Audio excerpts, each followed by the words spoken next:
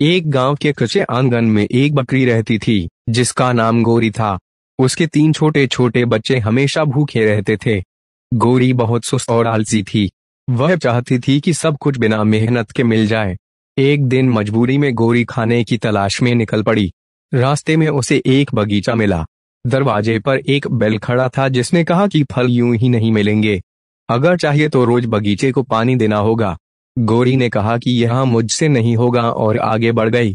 फिर उसने 2 बकरियां देखीं जो खुशी खुशी चारा खा रही थीं। उन्हें खाने के बदले दूध देना पड़ता था। गोरी परेशान हो गई और चलती रही। कुछ दूर उसे सुनहरा खेत दिखा। गोरी खुशी से बोली कि आज तो जी भर के खाऊंगी और बच्चों के लिए भी फसल काट लूंगी। गोरी ने जी भर के खाया और पेड़ के नीचे सो गई। तभी खेत का मालिक आया और गुस्से में बोला कि मेहनत की कमाई लूटने वाली, अब तुम्हें सजा दूंगा। उसने गोरी को पेड़ से बांध दिया और वह 3 दिन तक भूखी प्यास से बंद रही। रात को एक छोटा सा चूहा आया और रस्सी काट दी। गोरी दौड़ती हुई अपने बच्चों के पास पहुंची। उसने सीखा कि आलस्य और लालच हमेशा नुकसान देते हैं और मेहनत के बिना जीवन खाली है। सफलता हमेशा मेहनती लोगों को ही मिलती है।